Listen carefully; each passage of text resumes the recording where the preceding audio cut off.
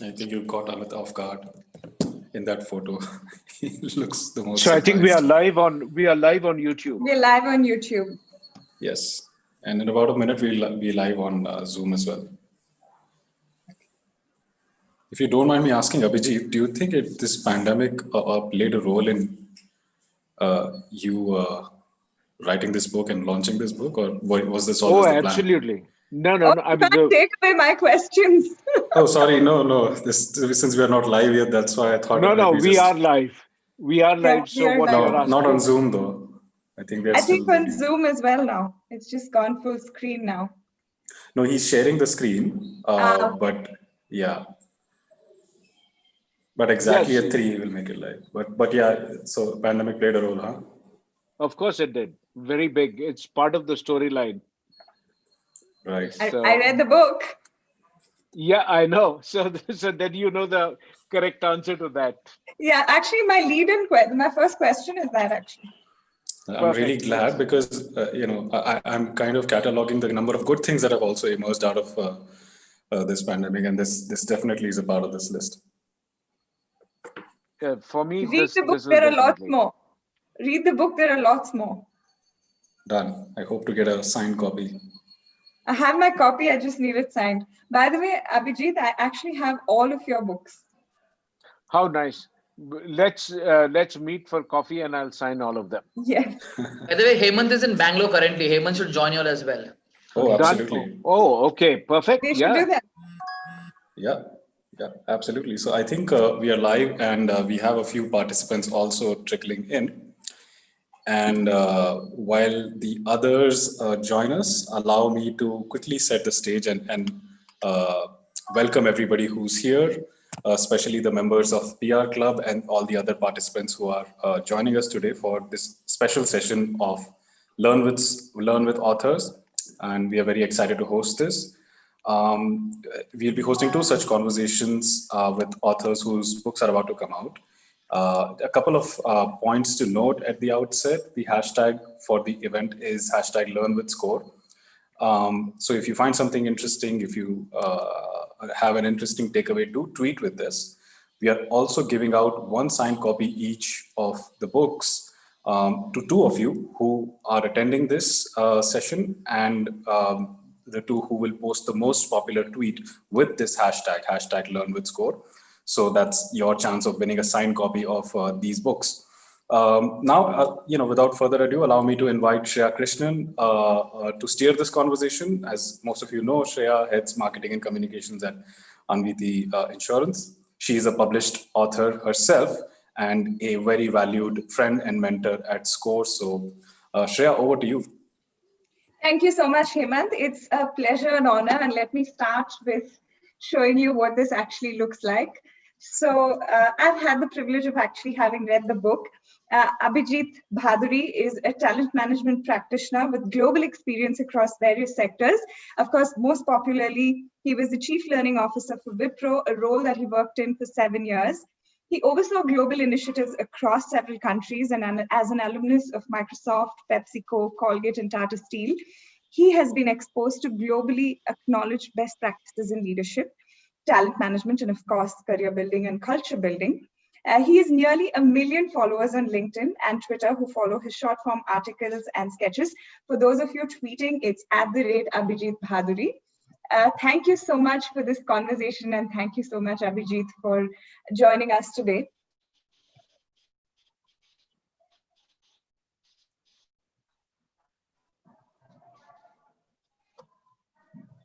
Thank you much. I to somebody who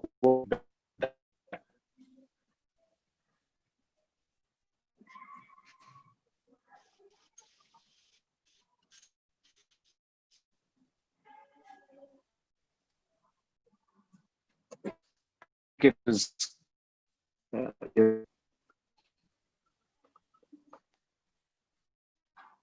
I lost you there for a moment, but I think we lost Abhi. We'll just hold for a moment while he comes back on. Abhi? Yep, I think Abhijit is back. Yes. Yes. So we lost you there for a moment, so we just wanted to bring you No, back on. Yes, no, I was just saying it's a privilege to come and talk to the students, but more importantly, to talk to somebody who's actually read the book. So thank you very much for reading that, Shreya. It's great. Thank you. Without further ado, Abhijit, I'm going to jump right into the conversation, and I'm going to ask you, tell us about the book itself. And as you've alluded to it in the book also, how was it conceived and then reconceived through the pandemic? Because you've written a little bit about how the entire journey came about. So tell us a little bit about that. So, Shreya, when I was originally writing a book which was about HR, how technologies have impacted the whole function, and I kind of always thought that there is a huge amount of change that is going to come in. And then, usually I land up doing multiple drafts of a book. So when I did the next couple of drafts, I just thought that it made more sense to put HR in the context of work is changing. So that was the second iteration, significant iteration. And that's really what was going to press. And then, once the pandemic happened, there was this whole talk about a lockdown. And then, people said a week, 2 weeks, one month. And I kind of thought that maybe this is a time to start revisiting the manuscript. And when I looked at it, I told the printers, I said that, just hold on for a minute. Maybe, we need to start looking at something completely differently. And of course, when you start writing a book, it's never that you just tweak some part of it, you rewrite. And I kind of thought that, okay, you know what, I'm going to make a sprint and I'm going to write the book all over again. I decided to put that aside because it just seemed that the pandemic deadline was getting extended. And I said, by the time this gets sorted, I'll be done. And Westland did such an amazing job of, taking the book to print to the bookshelf. By 16 November, we launched it. And I think the last reference would be somewhere around 12th or 13th of October. So it's an incredible pace at which they worked. And so it was very great fun to work with them. Right. So, that's the whole story around the reconception of the book. And as you read the book, you'll realize that there's so many connections to the pandemic and the changes that it brought. In that context, I'm going to pause and I'm going to now talk about the audience and who the book is for. So as you speak about who the book is for, is there also a favorite part of the book that's closest to your heart? That's something that I'm sure the audience would like to know. It's really very hard to say that, do you like your kid's eyes better than the kid's hair? It's really like that. But if I had to really pick, I'd say the portion which is around, how do you reinvent your own career? About sort of jumping the S-curve on your own career, how careers are going to change. I think that to me would be my favorite part. And at the whole idea that I kind of, I'd written something called Career 3.0, which is that career is where you get certified and credentialed in something. So you study something, you study engineering, you become an engineer. You study medicine, become a medicine person, doctor.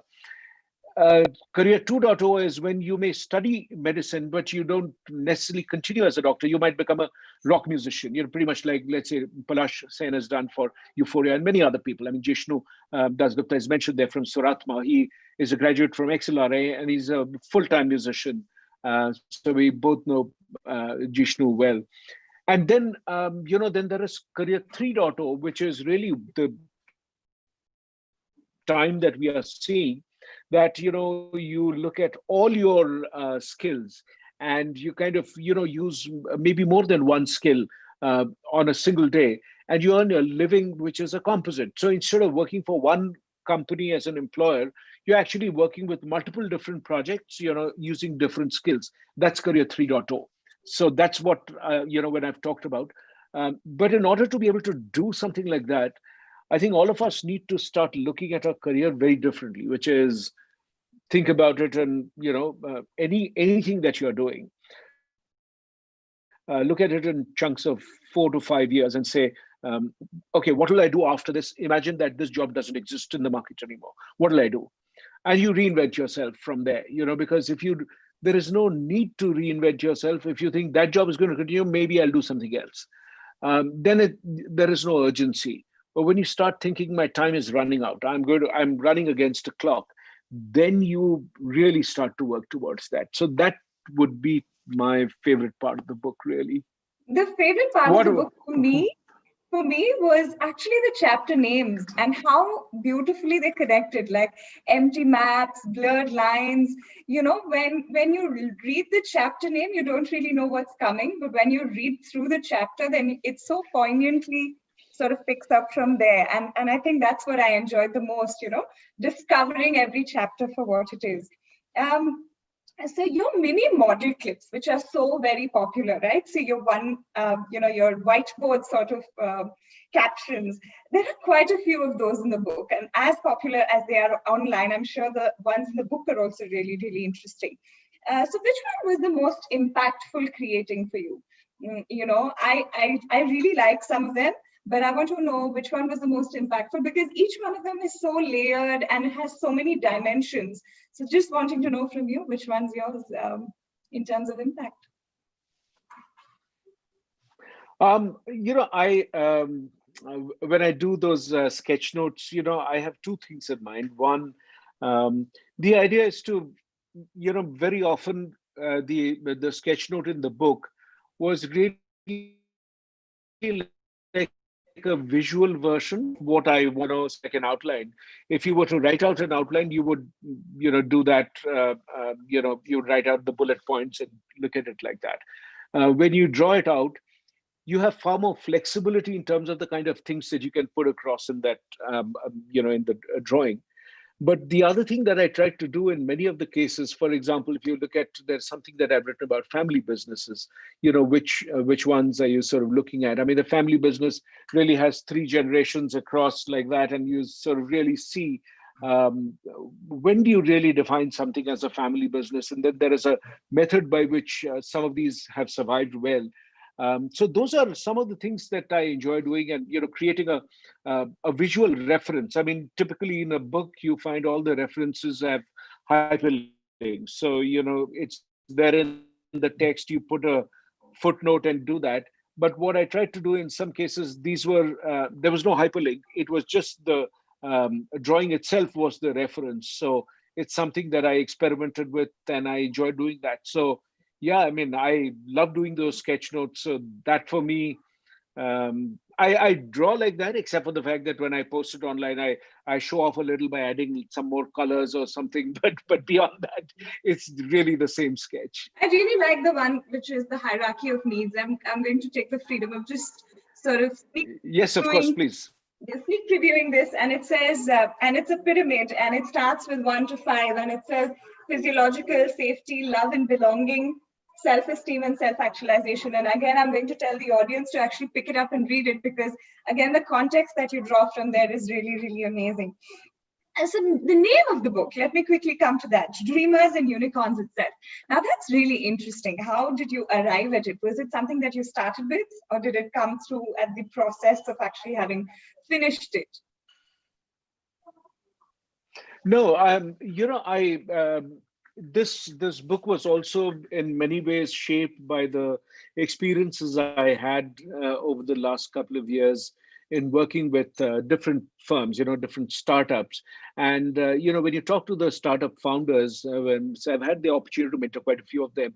When you look at that, you always find that they have a lot of dreams, so they want to make a difference. The notion of a dreamer, then seemed to be the real essence of a beginning, and a dreamer is a person. It is not just an organization. It's easy to sort of understand it as a startup, but then a dreamer or a unicorn is a concept that, let's imagine that you're starting your career. So then you are at the dreamer phase of your own career, and then this is a phase where you are not sure of the way ahead, and you are not sure of the outcome that lies ahead. So you want it to succeed. Of course, everybody wants that, but you're not sure whether it'll happen. So there is that anxiety, and this is also the most creative phase. In your own career, you experimented with a number of different ideas, and you're trying to find people who can fund your growth. You're trying to find people to work with you, and you're really trying to find a product market fit. What is this product going to do for the consumer? So that's the dreamer. When the dreamer sort of discovers that secret sauce and you are growing to become really, you have national presence, you become a unicorn. Of course, traditionally, you would always say that, it's a billion-dollar valuation, but that's not really the term in which I've used it. I'm just saying um, an idea or even a phase of your career where you are really growing rapidly. That's also the unicorn phase of your career. And then from there, you are actually, some people then become market shapers. And when you are a market shaper, you have global presence, and you can really, you don't need to sell anything because the people really want to get your product or service. So if you think of a company like Amazon or Google or Tesla or some of them, I mean, look at it. Tesla doesn't advertise. They don't need to do it because people they know what it stands for. They are up to date. The consumer themselves are actually trying to pick up the cars. So if you really look at it, that's a market shaper in a classic sense. It's grown so rapidly; it is bigger than the next three automobile giants put together, and it's bigger than many of the other traditional oil companies. Many of them. I mean, it's huge. So that, I think, is the whole concept of dreamer, unicorn, market shaper. And of course, when many of these people lose their mojo, they become incumbents. And it happens to us. It happens to us because sometimes you just stop growing because, you become complacent. And that's a time when you become an as Yeah. So, that now makes you really think about looking at the book also in that form, right? It answers questions that perhaps all four of these segments have. So, I'm going to ask you a little bit about the connection to this book and the book that you wrote in 2016. You've spoken about it, the digital tsunami, right? Yeah. And there is a connect between the two. So can you tell us a little bit about the connection between that one and this one, and why it's so important in the times that we're in right now? Yeah. So I think one of the first things that I, when I wrote Digital Tsunami about 4 years back, and at that point of time, one of the things that struck me was the digital wave that was coming in was a bit like the tsunami. So broadly speaking, Digital Tsunami established the fact that that change was going to come and it was going to be disproportionately large. Um, Dreamers and Unicorns tells you what to do about it, because there's no point saying this is going to change. So what do I do about it? So this is the, but I think the term tsunami is very descriptive because if you look at it, a tsunami happens when the structural plates, the tectonic plates that make up the crux of the earth, the core of the earth, they shift. So, when these plates move, it causes an earthquake, and then that earthquake is below the sea. So you don't really see anything. And what happens is for a long time, uh, in the depths of the ocean, you could have a massive tsunami which is going right under a ship, and the ship just won't even budge. Even a boat which is there is going to remain unaffected.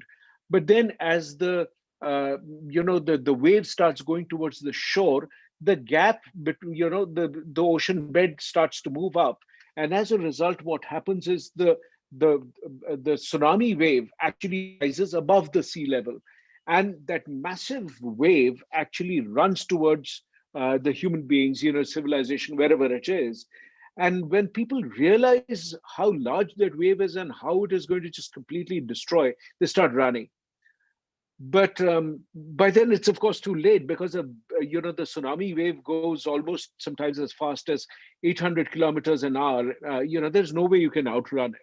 But that's human tendency. You run away from it, and that's what I saw happening with jobs, with careers, with businesses, with all these shifts.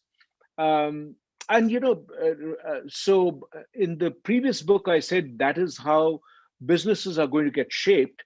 And in this book, Dreamers and Unicorns, I talk about the fact that leadership, talent, and culture are the ways in which you can grow the businesses. This was important even before, but now in the at the time that we are living through, what happens is that a bulk of the value of a firm has moved from tangible things to intangible things like brand, the reputation of the company, your supply chain, the patents, cybersecurity. These are things you can't feel, the trust that it generates with the people. You can't measure it in the traditional way that you can count and say your trust is 5. You can't say that. But you know that, do I trust the person more or I trust the person less? So I think it is, these happen and certain ways in which you build it. So it's going to be a time when you will run your careers differently. You have to build businesses differently. And for the first time, Shreya, what is also interesting for me is the massive shift in media. And that is important because if you look at it, anybody with a mobile phone has as much power to create the same kind of content and impact as, let's say, a BBC does. And there are people who have more following than the established media houses. So that is really the other unbelievable shift that has happened. So there's so much that has changed around us. Actually, talking about change, this leads in very interestingly into my next question, and that is, the book is almost like a Bible for organizations, especially in the context of change that we're seeing in the world around us today. So what is in it for an organization, and what is the context for organizations for all sizes? Because like I said, the book isn't something that's unidimensional and has a unilateral audience. It's like a multiverse of things. So if you can talk a little bit about why in context of change today that we see, is this important for organizations of all kinds? Sure. When you think about it, for a very long time, when something changes so drastically, and one of the things that has happened is, you know, worker and workplaces actually works as part of a equilibrium. So the kind of work that you do, the way that you do the work, changes the kind of workers that you need. And when you change the work and the worker, the workplace changes by itself. Yeah, so it will always sort of, it's a perpetual cycle. So in the book I talk about the fact that when we move from agriculture being the prime source of working into, let's say, the factories with steam and all that, you just required a very different set of skills. So people who are really the superstars in agriculture were no longer the superstars in the factory environment. And as steam got replaced by electricity 100 years later, the people who were superstars and working in the old model were no longer superstars when you had mass production. So now we have again seen a shift. So mass production has actually given way to a very individualized method of getting across to people. What works for, let's say, when you watch movies at home, all of us have watched tons of movies now. You notice that each of these OTT platforms actually gives you the ability. You have one account, you're paying for it, but you have the ability to have 5 different members or 3 different members, whatever it is. And they can all watch different things. Now, you kind of say that, why do I care? Because it's one account. But actually, they are now getting a view that within the family, your viewing habits are different from somebody else's viewing habits and all that. So the ability to personalize to that extent is called individualization. So that's another concept that I talk about, that, you have customization, which is at the very broad level, it is really like saying, okay, men like this and women like this and people in Bangalore like this. That's your customization. Personalization is the ability to find exceptions to the rule. Therefore, so you say, yes, I live in Bangalore. I am a male living in Bangalore, but I don't necessarily watch Kannada movies or Telugu movies, right? So where the exception to that rule comes in. And then you kind of personalize it further and say that, I like to watch, let's say, science fiction on Mondays, and I like to watch documentaries on weekends. So, when you are able to do that in such a super sharp way, which is so unique only to me, it's not even, shared by my twin. That is the concept of individualization. So when you are looking at it, that's what the organizations are going to be doing. Right. I mean, that again now brings me to the fact that, by the way, the book has such interesting anecdotes and stories. So the storytelling is weaved so into the narrative that you can't tell them apart from what you're actually learning versus what you're actually listening to as a story. So you speak about the importance of human relationships, and that struck a real chord with me. Can you tell us why that there is a spotlight on human relationships and the humanity value of all of these things, especially in context of culture that you bring up? Sure, sure. I think for a very long time, I kind of talk about it as, we've always seen that you ask people that, is this a B2B business? Is this a B2C business? And you always sort of wonder why. I have always wondered, and I think everybody around has also wondered, is it really that different? I mean, because at the end of the day, it is it is a human to human conversation. At the end of it, if I trust the product or the organization, or the person who I'm talking to, then I decide to go ahead and work with the organization or buy the product that they are selling. But when you think about the possibility in this entire thing, that the moment you segregate and say, okay, B2C has got to be fun because it needs to engage, B2B has to be completely boring as hell because it is an industrialized product, you're losing the essence of this entire thing. And which is why you find many of the B2B products have such unimaginative communication style, and so it just doesn't ever excite you. Whereas you look at the way a consumer goods company is going to come and try and engage you. B2B almost assumes that you are not meant to be engaged or entertained or something of that sort. It's meant to be a terribly boring decision and you must have to suffer through it. And that's the myth. It is just such poor communication that you see. And you find that in many of the places, you find the kind of roles that influencers create. If you look at it, while you do see the B2C influencers more prominently, it is also true that when you see B2B influencers, they actually make up far bigger choice of a share of budgets. And so it is such a myth that most people kind of say that no, but it's a B2B product, why do we need influencers? People, imagine if you're going to spend a large amount of money, how is the person going to shop around for it? They're going to ask people who know, and that is the role of B2B influencers.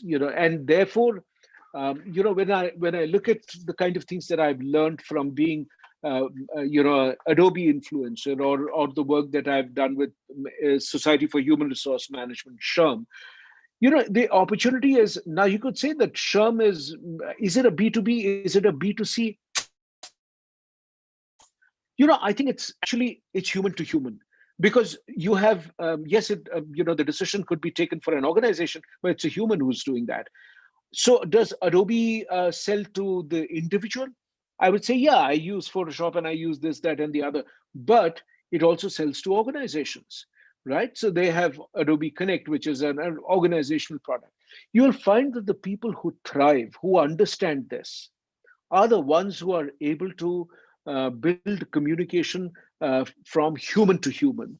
And I think that is the opportunity to create magic. On the note of magic, it reminds me of the Peter Drucker quote: culture eats strategy for breakfast, culture eats strategy for lunch. And at this juncture, I know we have a lot of students wanting to ask you questions. Before I close, I'm going to do a quick rapid fire with you. I have two segments. I have two segments of questions. One is a fill in the blanks. So I will say something is, and then you can fill it with a phrase or a one word.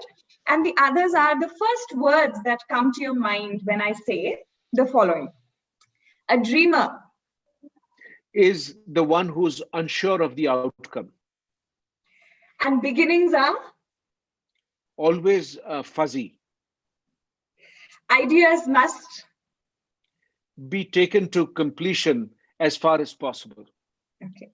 The three challenges that you see ahead for any organization: the ability to understand new media, the ability to shift your communication style to suit the new media, and three, to be able to understand emotions as a way of building businesses and running businesses.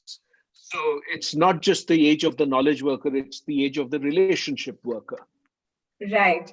And culture is The unspoken glue that holds people together.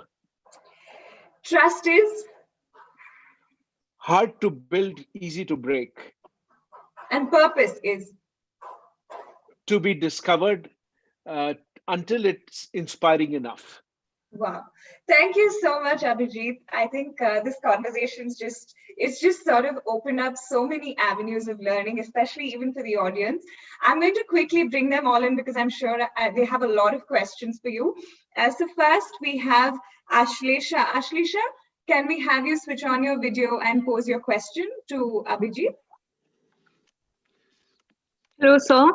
So my Hi, question to you Ashlesha. is that, according to you, which are the few principles that make the secret sauce of leadership? I think that's an awesome question because this is one area which is seeing a lot of shift. I would say, in many ways, the kind of things that we celebrated earlier of the single charismatic leader, I think that's gone.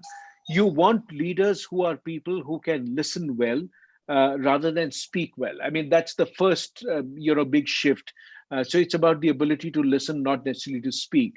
Two, you're talking about people who can manage the outside and the inside, which means manage the customers outside, the ecosystem which is outside, as well as the employees and the system which is inside. That's the second shift to be there. The third is to be able to, have the ability to tell people that I don't know the answer and let's find it together. Because we've always had a scenario where leaders had all the answers.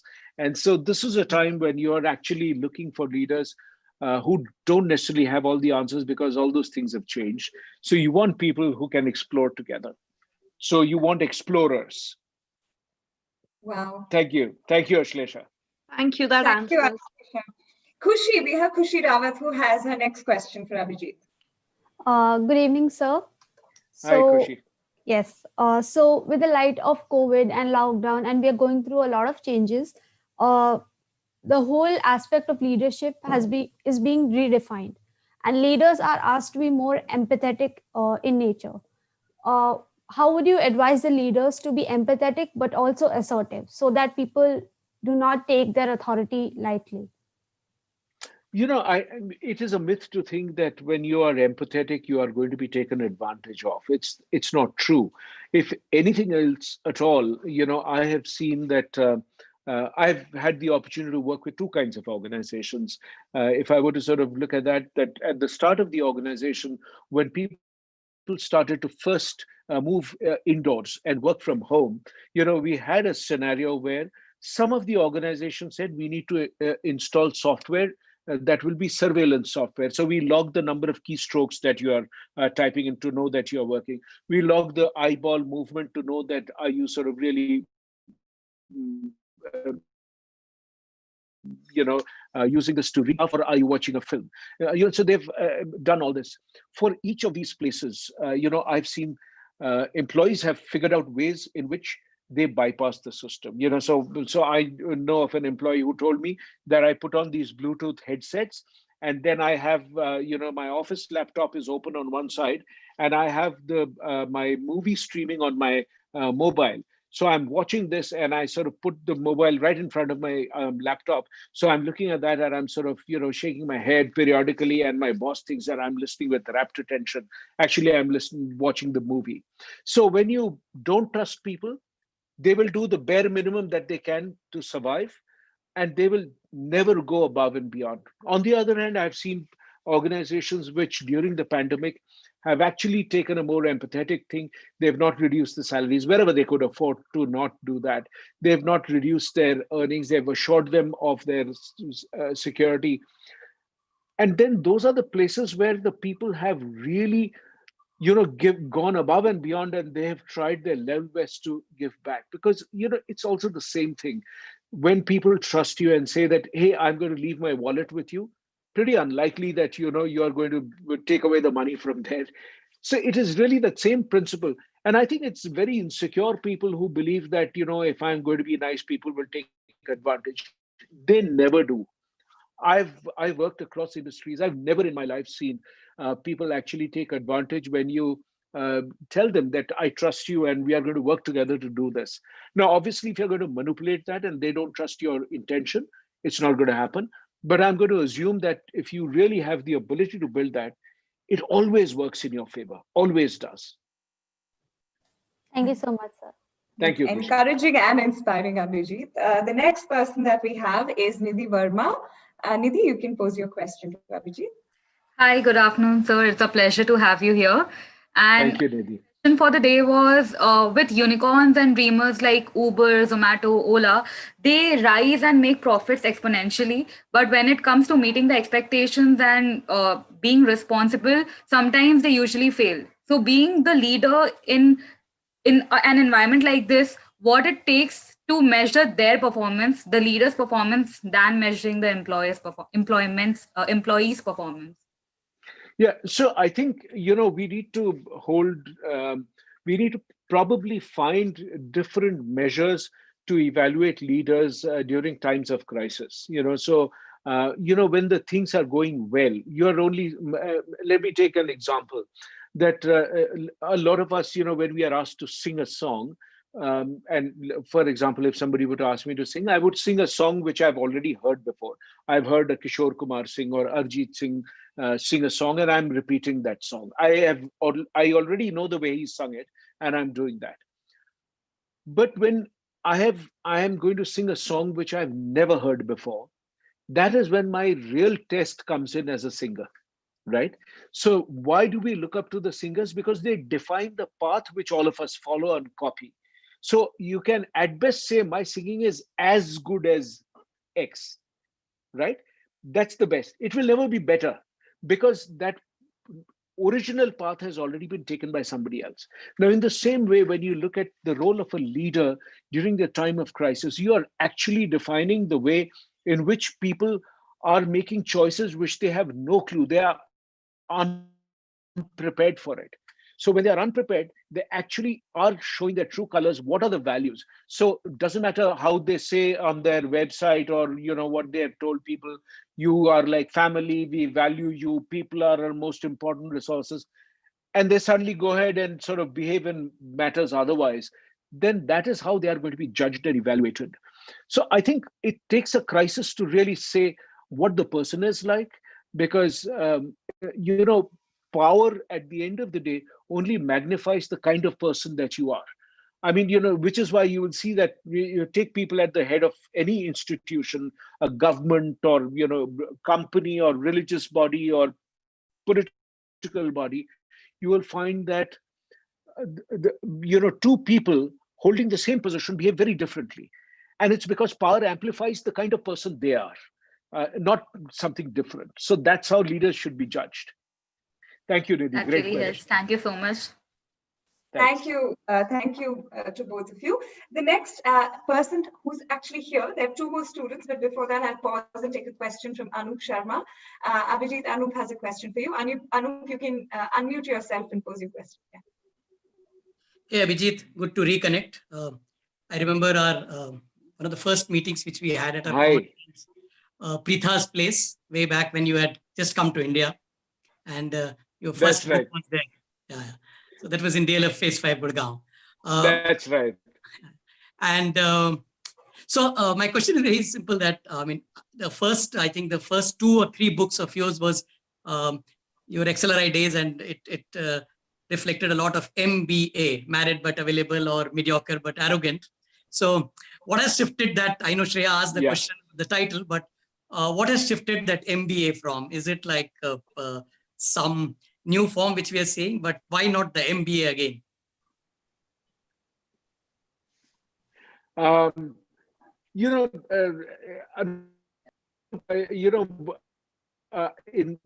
When I started to write the MBA series, I wrote 2 of them. They got published at different times. They got published, I think, 2 or 3 years apart. But Mediocre but Arrogant was the first fiction.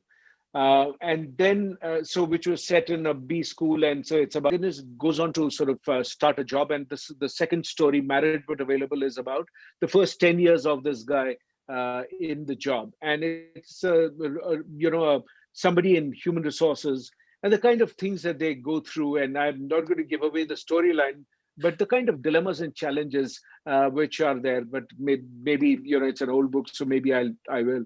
It's about, let's say, when people lay off somebody, you lay off a friend. I mean, and every HR person who's worked for a certain number of years has come to those kind of situations, and it's terribly hard. And of course, a lot of people, would say, "Oh, this person is, the HR has had to let me go." It is very, very hard. It's very, very hard. It's a business decision, and I can tell you that it just traumatizes. So the second book was really about that. Once, and each time I write something, I try to take a challenge which is about writing.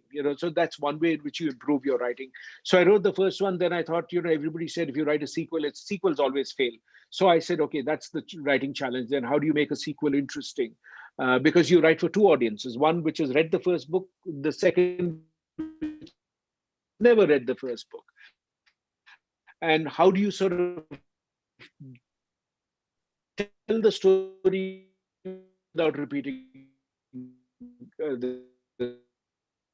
so that's a real tough one. So that is going to be another MBA.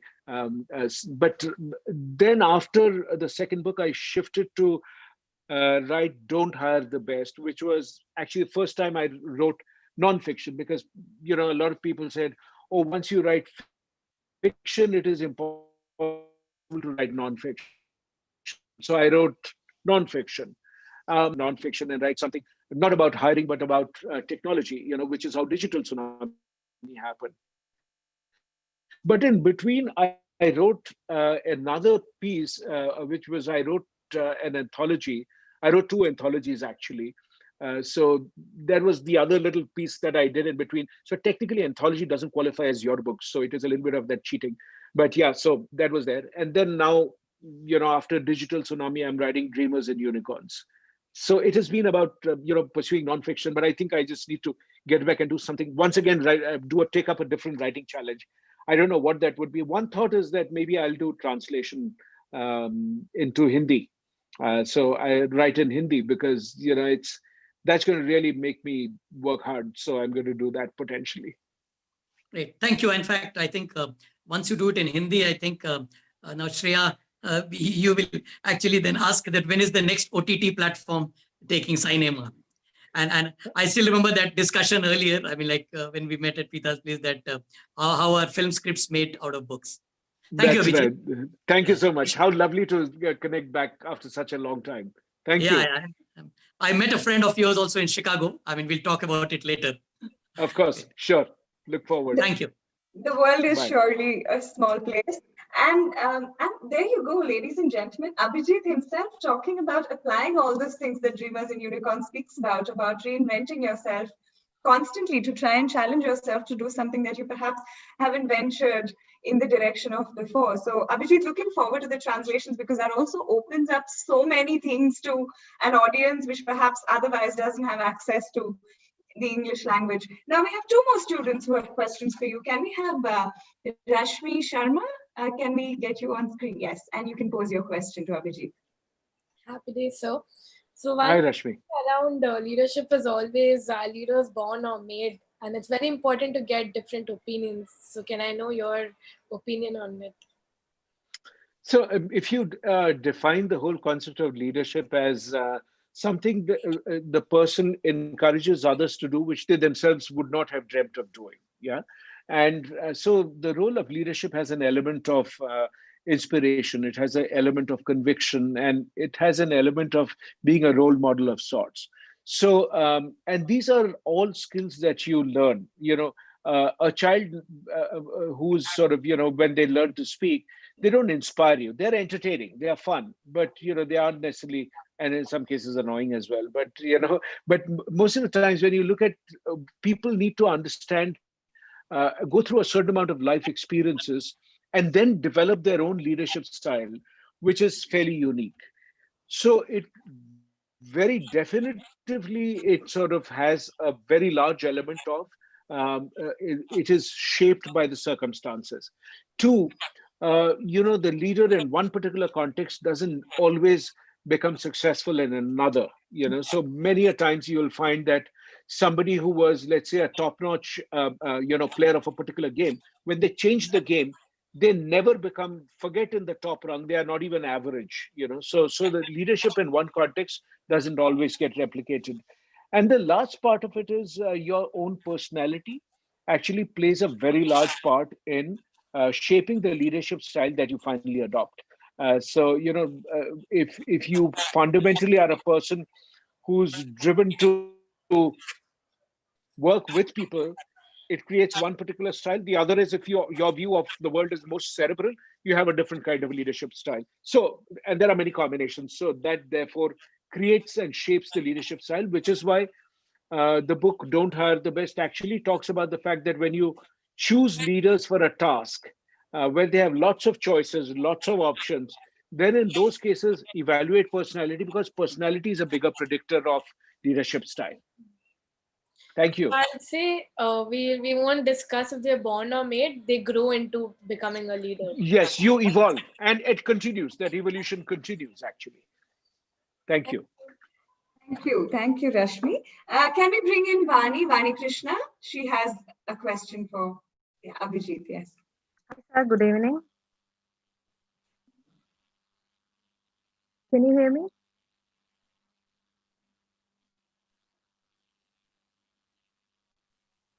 Hello. Good evening, Vani. Yes, I think now we can hear. Yeah. It's breaking up, but yes, now. So it's so good to talk to you, sir. I have a question. It's a very simple question.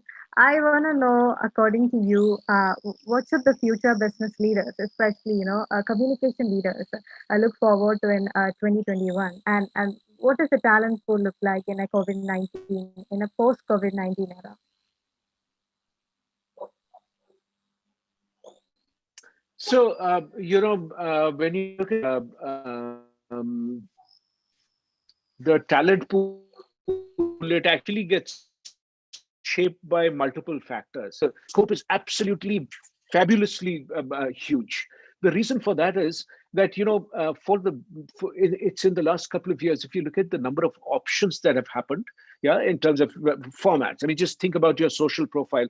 How many different places you have a social profile? How many channels do you watch? How many OTT platforms do you subscribe to? How many places do you post your content? How many places do you post pictures? And every format is different. What works in LinkedIn doesn't work in Twitter, doesn't work in Insta, doesn't work in Twitch. So it's all very different.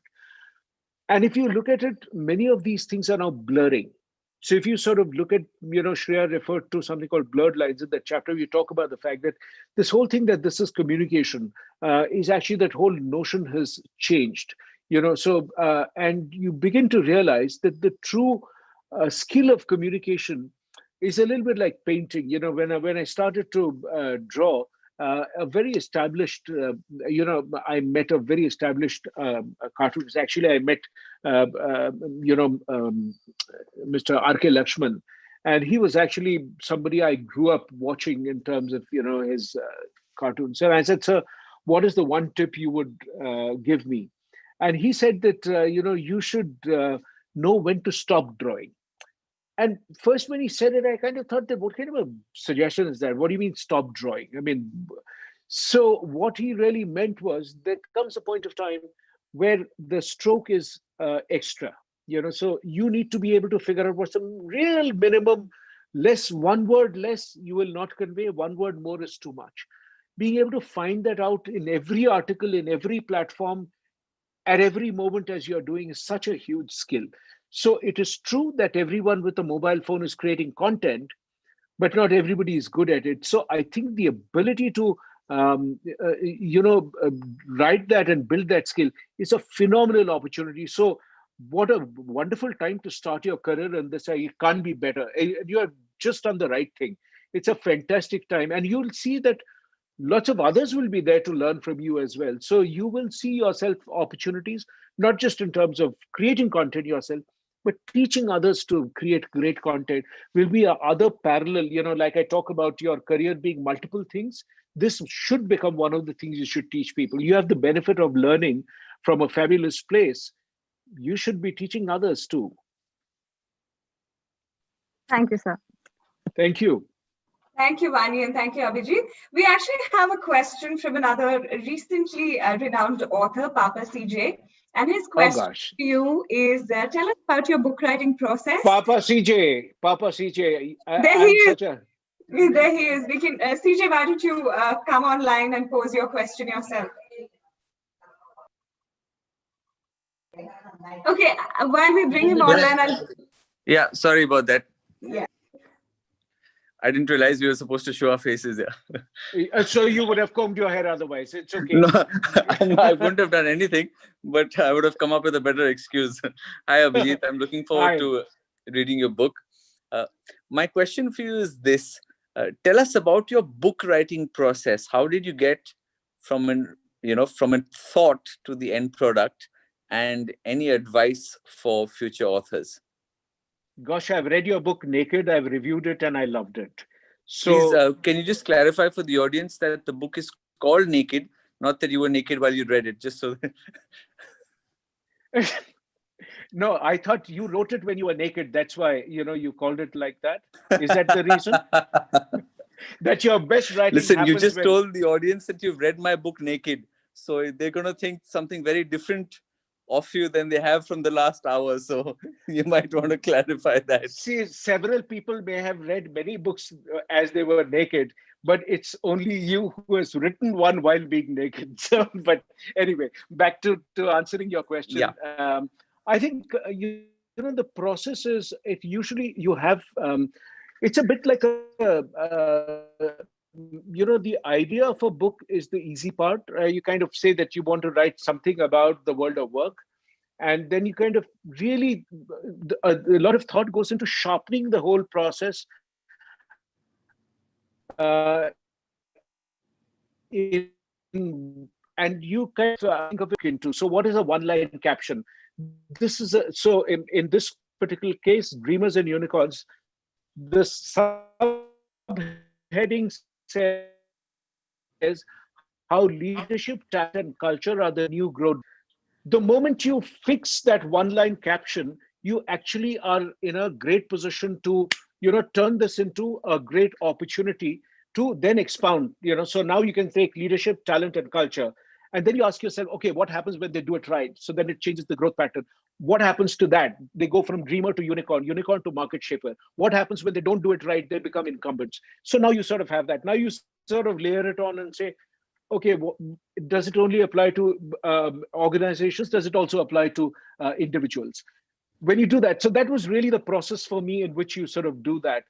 Writing fiction is a lot more complex. I think in my mind, you construct the jigsaw puzzle in your head first. Yeah. And for me, writing fiction, the act of writing is a very mechanical process. I'm just dictating to myself. I happen to be the one writing it. So are you saying then, so is your advice then, once you have the idea, to first kind of get the structure in place and then populate it with the meat of it? Yeah, when you're writing nonfiction, that is what I find, because, the reader wants to sort of read through a particular storyline. So that is effectively your storyline, But when I was writing this one, one of the things that my editor said is that you got to write for two kinds of readers. One who kind of reads a book from left to right, typically flipping the pages. Somebody who's reading a paperback. But then you also have people who are reading it on on their mobiles, or they're reading through the Kindle app, etc.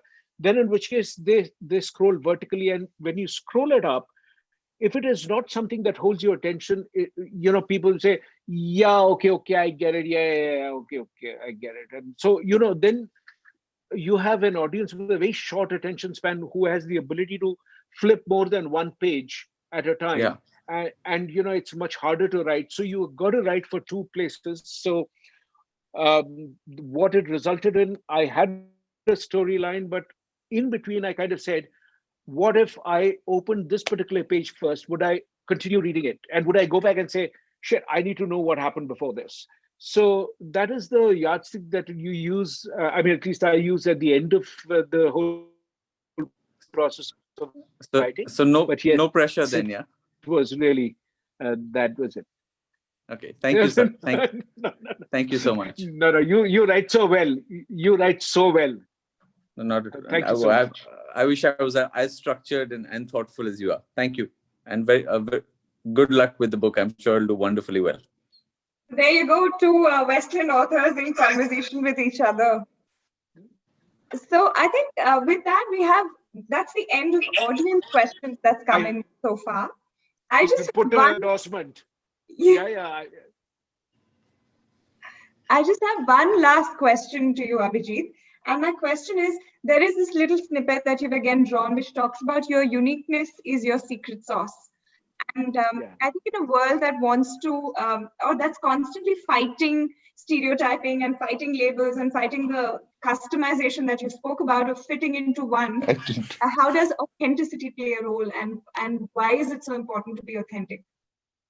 Yeah, we are in a world where building trust is going to be the most amazing leadership skill that leaders will get evaluated in, and that can come from the choices that they're making, that can come from the way that they speak, it's all those things that sort of come in and what is going to be happening with that leader. When you look at the process of bringing, and I can let me give my own example, but I like to read, the book. Abhijit, your audio is cutting out a bit. Drawing, it has my ranks from a diverse set of friends I have, some who are, sport.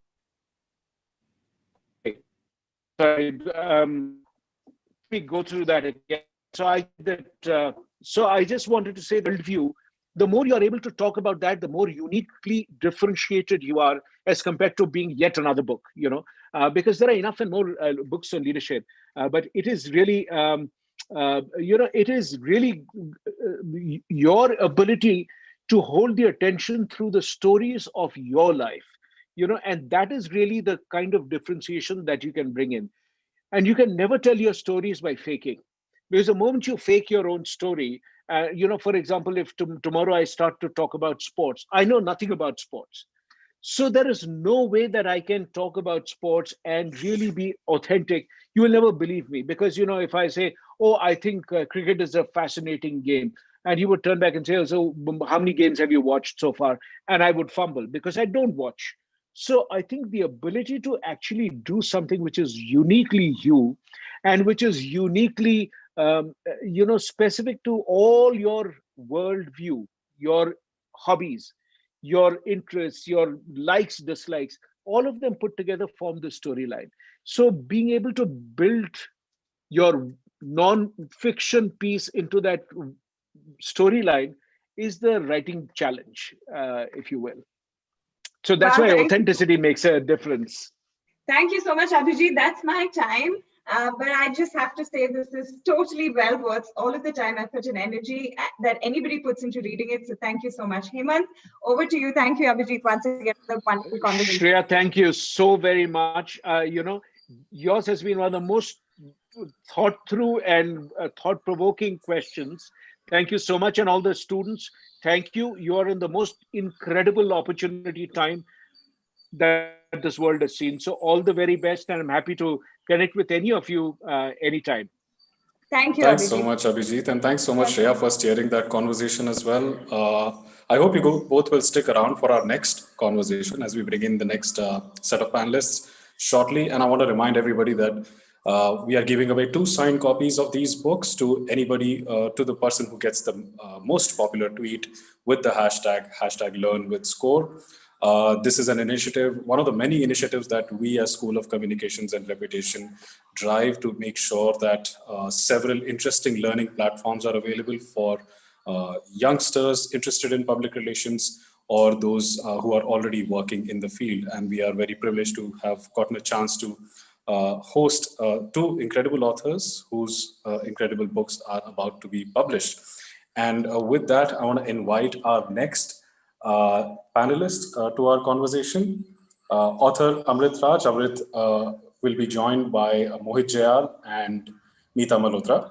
Amrit is the author of the book Royal Enfield, A Cult Called Royal Enfield. He is a former journalist and he's led award-winning corporate news bureau of Mint up till April 2019. Mohit is a branding veteran and is part of the team behind all the campaigns that you've seen on Incredible India, Make in India, Indigo, and Royal Enfield. He's also one of the co-founders of Motherland Joint Ventures. And Meeta has been involved in building some of India's biggest brands. She is currently the founder of The Hard Copy, India's first online publication focused on branding and design. So Meeta and Mohit, over to you. Amrit, thanks so much for joining us. Thank you. Thanks, Hemant. Good to be here. Is Amrit on? I can't see him. He's here. Okay. Great. So let's start with like the most obvious question. Amrit. Hi. Hi. Tell us, and Hi, everybody Mohit. was waiting. Tell us why you decided to write this book about Royal Enfield. Let's start there. Like, why Royal Enfield particularly? Well, the idea has been brewing for some time, actually. Been a part of this brilliant team at Mint where we really brainstormed all the brands and the brands that are actually making an impact on our daily lives. And Amrit, sorry to interrupt, but I think your video is still switched off. Do you mind switching it on, please? There we go. Can you hear me? I think network is patchy at my end. So if there's a problem, then I think have to shut down my video. Hi. Yep, that's good. Hi. So yeah, so I was saying that I was part of a really fantastic team at Mint that really tracked a lot of brands and kind of measured their impact on our lifestyle, on our lives. And we often wondered that if there is any Indian brand that could, especially a consumer brand that could have an impact globally. And we thought about it, and we kind of delved into a lot of brand books. We looked at lots of brands, but we couldn't come up with any brand that could actually be accepted by people globally as an Indian consumer brand, right? And then that's when the quest for identifying one brand, started, and we looked around, and I remember we had a list of around 7-8 brands, and in fact, Kingfisher Airlines happened to be there as well in that list. What a pity. Then we had a couple of brands came from one family, which kind of hit me, and one was of course Good Earth, the luxury lifestyle brand that we have, which has a very intimate touch to it, with which the Lals have kind of brought into effect. And the second, of course, was Royal Enfield because of the classic that had launched at that point in time, and it was a head turner. So it made me wonder that there's this brand who has a British heritage, which has an Indian Army connection, and which is doing so well. So can this brand go out of India? And that's when I started working on the brand, and I started talking to people. But what also kind of what was a point of amusement to me was, when you talk about any successful brand, there is something that it gives to the consumer, right? I mean, if you talk about a Maruti, it promises or it gives you the maximum mileage that you could get out of 1 liter of fuel.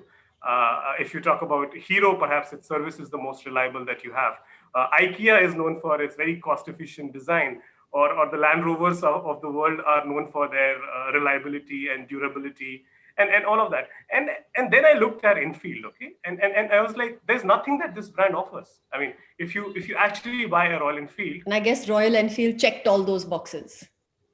Not really. So if you actually buy a Royal Enfield, it gives you terrible mileage. it gives you, it's like a pain when it comes to service because it breaks down so often. It's difficult to maintain. It's bulky for a normal Indian customer. I mean, people say that if you buy an Enfield, you're actually adding a family member into your, you're actually adding a member into your family who happens to be your next door mechanic.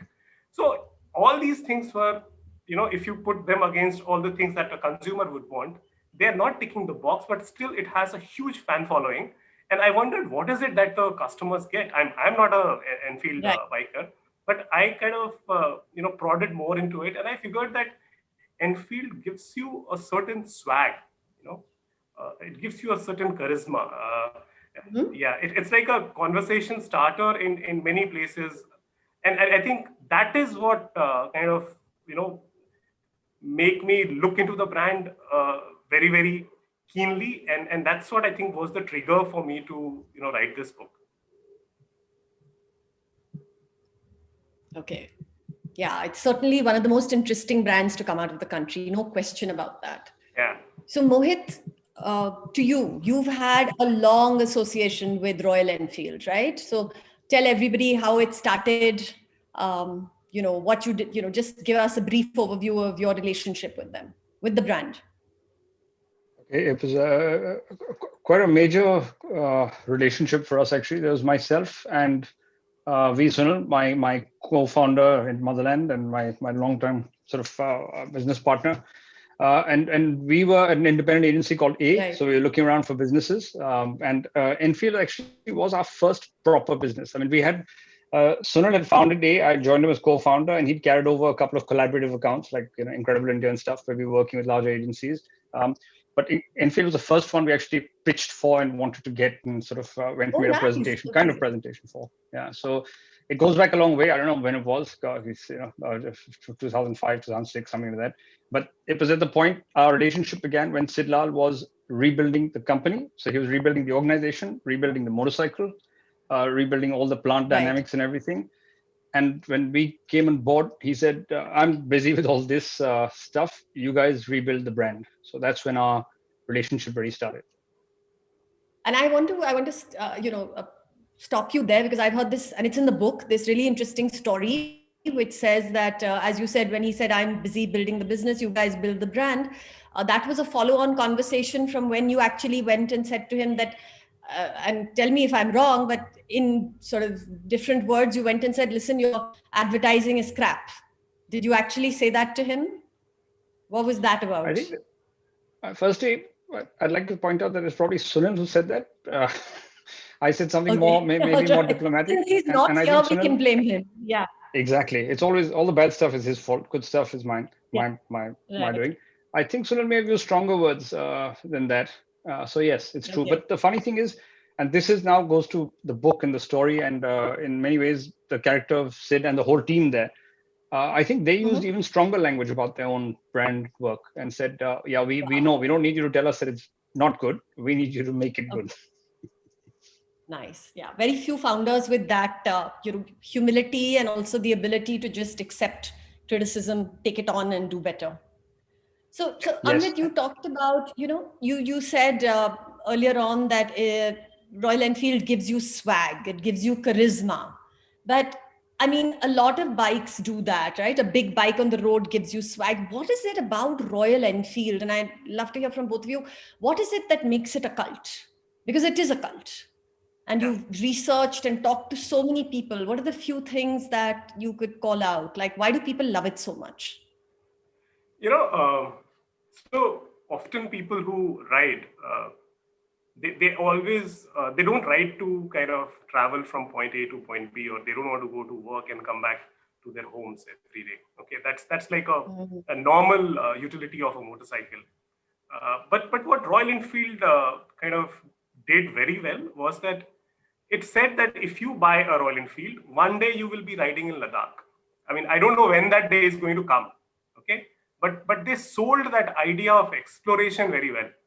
So in the hope that one day you will take if you're in the West, you'll take your bike to the Western Ghats, or if you're riding from Bangalore to Bhutan, or you're taking your bike from Delhi to Ladakh, that idea marketing, I think, really worked in favor of Royal Enfield.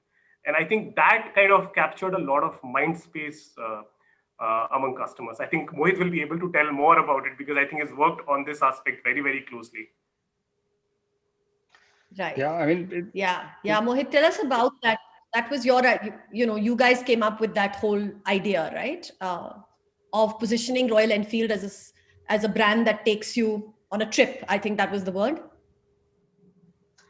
Yes, it was for us. The positioning was that it's a mental and physical trip. Like this kind of trance-like state. A meditative state.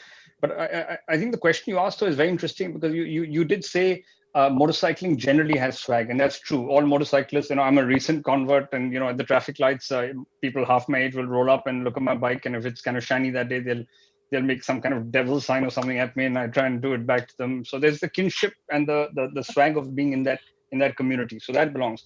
Enfield, I think. So one point is what Amrit just mentioned, which is the trip and what we all talked about. There is one more that doesn't get as much discussion because it's a touchy-feely design topic, and that is there's something to be said for classicism of form. And in automotive, aerospace, anything machiny or anything object made, there are certain things which are made like they look to everybody like the way they should have been made if God designed them, right? And the Enfield and perhaps Brit or Italian automotive design, they've produced thing after thing with just, a Jag E-Type looks like perfection. A Spitfire looks like perfection. There's nothing you can do to it. It was just given, right? So the Enfield has that. And that is, I think, a feeling so powerful that whether it's me or my granddad or a young person in my office, we all recognize that classicism of form. So there is also that form part to this religion. Yeah. And that makes it timeless, right? That makes it completely timeless, and it can go across, as you said, generations. Yes, and across price points. Yeah. So we all know what a great brand Royal Enfield is. But the book, talking about the book specifically, Amrit, it's what I found particularly interesting was that it's a fairly troubled journey. Many highs, equal number of lows. Right. So it isn't the tale of somebody who just got, everything right, one thing after the other, built this great brand. It's not a pretty story. There are many highs, many lows, labor strikes and product problems and all kinds of things. So do you want to dwell a little bit? And in fact, you said at one point that it was like the ambassador car. It was not, it was not selling. And I love a line in the book which says, no amount of sepia tinted nostalgia amounts to sales, or something like that. Great line. Really, I'm going to use that. So tell us about the troubled times of, people I think are not aware of how troubled actually the Royal Enfield business was. Yeah, thank you. I mean, I think it's a great question, Meeta. During the research of my book, I would have come across at least 4 occasions when the brand was about to be shut. I mean, perhaps what we know of is the time when Siddharth took over the brand because it was being shut. But the first time it came under pressure is when the last factory in Redditch caught fire in 1967. And it shut down in the UK. And it had massive impact on the India business because India was importing a lot of critical components from the UK, but still somehow chugged along. And then with the government support, it kind of rode through the 70s and 80s. But later in the 80s, again, because of the mismanagement and the callous approach of the management towards the brand, and at that point in time, the brand was being owned by a Madras-based family. They had kind of diversified into all kinds of things. Like they had Enfield generators. I mean, Enfield electronics. Then they had tied up with this German company called Zundap to make fuel efficient motorcycles. They had got into organic farming of all the things. So it was all over the place, and as a result of that, it took a toll on the balance sheet, and the lenders were kind of breathing down their neck, and that's when I think the Lal family came into the picture. In fact, Vikram Lal, Siddharth's father, used to be on the board of Enfield from very beginning, and And of all the things that Royal Enfield had, he was particularly very, very fond of the Bullet 350 motorcycle, which he himself rode. So that's when he came in the picture, and he first invested around 2.5 CR for a 26% stake. And you think that, okay, there's a new investor who's bringing in money and things should be fine from now. And that's when you realize that what kind of mess you've gotten into. And then begins the fire sale of assets, all the non-core businesses, or all the businesses where the earlier promoters had kind of diversified, they were sold. I remember they used to have this iconic office in Chennai on Mount Road called Enfield House that was sold off to IDBI Bank. So this was quite a long process, where banks took a haircut, as well as all these properties were sold to pay off a debt of around 40 crore. And then you realize, okay, now things are fine. And then the labor strike happens, because Royal Enfield was used to a culture of paying off its union leaders. And now here is a new set of management which believes in doing things the other way, which is the right way to do things. And they stopped and they refused the union's demand of paying them off apart from what they were actually making. And then there's this huge 2-month labor strike that goes on at the plant. And then the economic slowdown of 98 and 99. And that's when the management realizes that, boss, your core businesses, which are tractors and trucks, are not doing well. Why spend money and time and energy on something which is not making sense at all at this point in time? Now, this is where I think, I think Vikram played it very, very smart. He knew that the only person perhaps who could revive or who could have some interest in this brand is his son. Although his son was, he was 25, 26-year-old, what you could expect out of him. He had just returned from London and he was very happy, working in the maps division of the company. Aisha used to have Aisha Maps, if some of you remember. And it was fairly popular before the Google Maps came in. So he was in that division, and like any 25, 26-year-old boy, having fun in his life. And that's when he's told by his father, look, we're going to shut down the brand because it's not making sense and we are losing money hand over fist. And that's when kind of it hit me that, I have this only thing that I like in my, business portfolio of my family is Royal Enfield. And if that is shut down, and if that's gone, once it's gone, it's gone. And there's nothing that you can do. And that's when I think he said that, okay, give me a year's time. I think this conversation is fairly captured in the book, where he's there, his father is there, Mr. Chandelier and a couple of other guys are there. And the discussion is going, and where he's being told that, okay, we are going to give you 1 year. We are going to write 12 checks, 1 crore each for every month. And then you go to Chennai and turn it around. Now imagine for a 26-year-old going to Chennai, turning things around, knowing that 13th month, you may not know the check is going to come or not. So I think, to my viewers, I would like to say that, I'm going to stop here. You must read the book to understand the various intricacies that were attached to Enfield and to Siddharth and Vikram at that point in time. Yeah, I think there's great learning in understanding how businesses go through this cyclical thing, right? It's not always glamorous and rosy and all of those things. I think it's very important. Yeah, absolutely. But, what is interesting to me about this whole conversation, and Mohit, I'd love to hear from you. In the book, you say, Amrit, that even Vikram Lal wanted a consumer brand. And that's why he added Royal Enfield to their portfolio, which was, largely tractors and trucks. So here was a family that was, even Siddharth Lal was not coming out of a lineage of consumer brands, right? They hadn't worked with a lot of consumer brands, yet they built this cult brand. And Mohit, you work very closely with Siddharth and his team. What brought, what kind of culture or what kind of thinking, share with us? And that stuff isn't, in the book, but how, what was their approach towards brand? So actually, that's a big one. There's two things happened here. At the philosophical level, the two most Zen people in industry, which is Vikram Lal and Siddharth Lal, found a Zen machine to revive. So the whole, from a spiritual point of view, everybody was on the same. Yeah, it was like, we don't care. We're on a mission from the motorcycling gods, and we're going to make it happen. and that chariot was waiting to take them. So it's very poetic. It worked. The one thing that people, I think, even myself included, didn't realize at the time, and I only when reading the book, it began to fall into place for me, was this was one of the original challenger brands of the challenger movement, which is characterized by founder teams that come and say, they're the big guys doing wonderful things and they're giants all over the world. We don't give a damn about that. We're going to do it our way. And our way is going to be by default to consumers kind of cool because we mean it well. We mean it for the right reasons. And in America and in the Valley and out in Japan and everywhere, these brands were rising and they were all characterized by certain traits.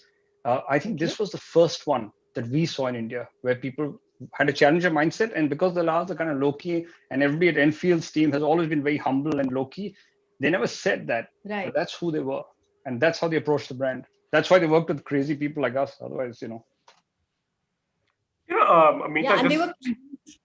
Yeah. Right. Go ahead.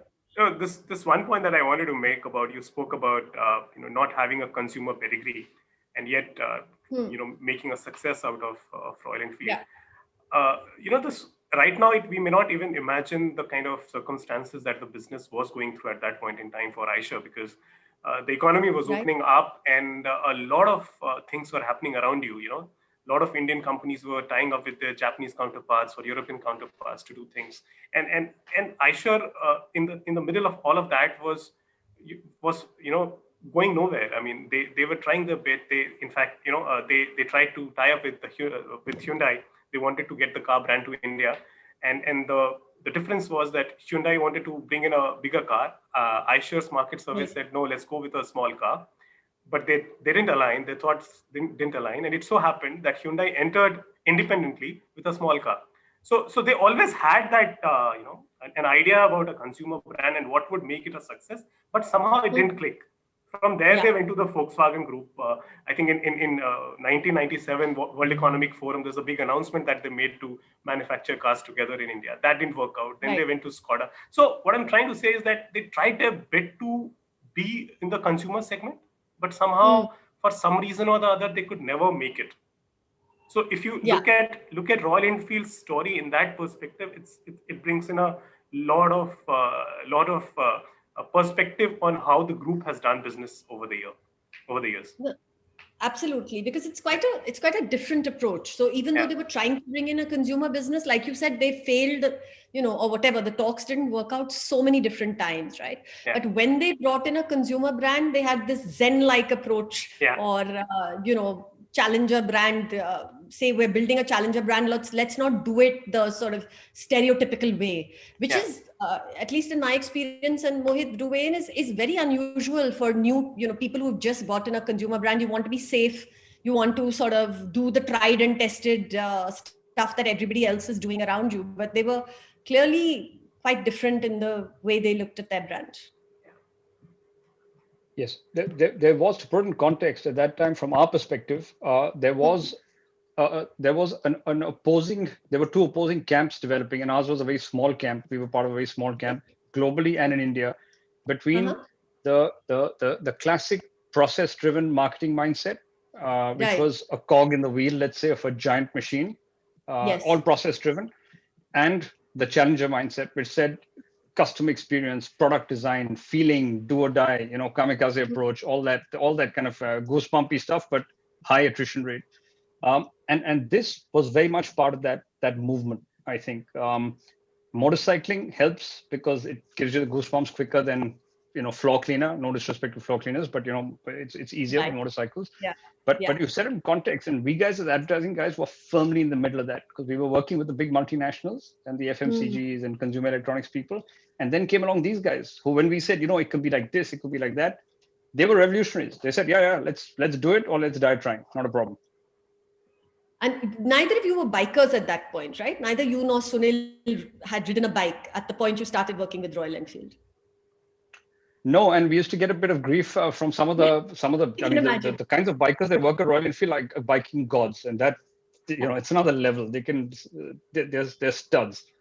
So we got a bit of grief in the beginning, but I think Sunil had quite a witty answer for that, for a change.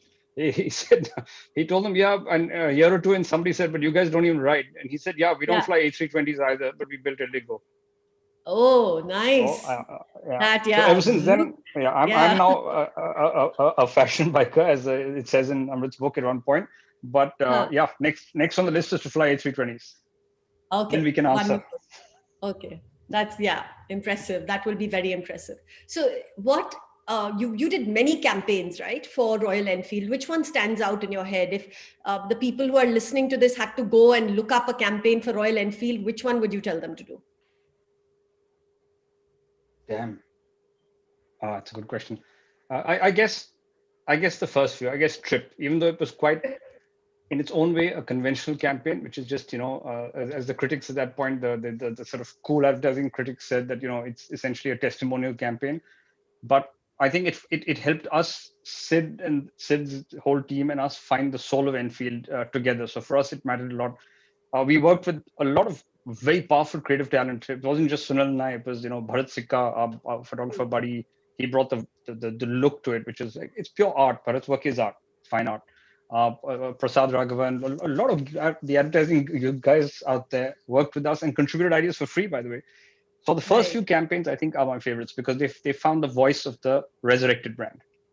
Yeah, and I think it would be wrong to diss it as a testimonial campaign only, because you can have testimonial campaigns and testimonial campaigns, right? It's what you said and how you said it and how it was captured. So I think it was we all remember it. It was an amazing campaign.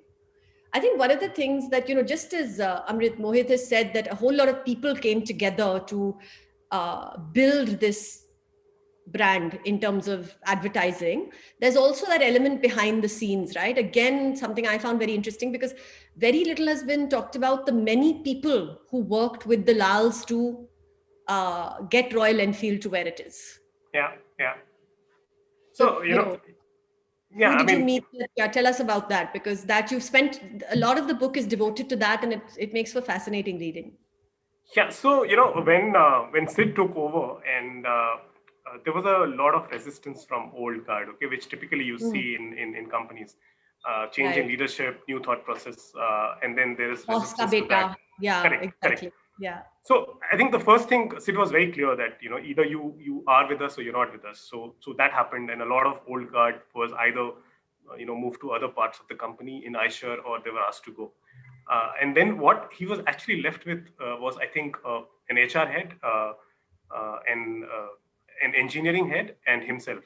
And I think, head of finance. There was no marketing head, there was no sales head, there was no production head. And what happened, this led to, a lot of people, because of this, people who were in mid-management or lower rung of management, they came up. You had people like, Anbu Selvam, who nobody knows, but he's, I think, one of the unsung heroes of Royal Enfield. Because over the years, Royal Enfield always faced issues on technology, right? With changing emission norms. And it takes a lot of money if you want to adhere to new technologies all the time. And Anbu Selvam is a magician. He's kind of made sure that Royal Enfield meets emission norms with the same old engine over a period of time, from the 90s till 2000. There are people like that. Then there are people like Mohit and Sunil, who, like I said, were quite established in their art at that point in time. But it took them a lot of guts and courage to kind of take up a brand like Enfield. They must have seen something in it. Then I met R.L. Ravichandran, who still is an industry stalwart. He had resurrected today's Bajaj. I mean, whatever Bajaj that we know of today was actually built by him and Rajiv Bajaj at that point in time. He had fought the old guard at Bajaj with Rajiv, the famous father-son tussle that used to happen at Bajaj. RLR was on side of the son. So he leaving all of that to again come to a brand which is selling around 25,000 units a year, 2,000 units a month. So that was a leap of faith that he took.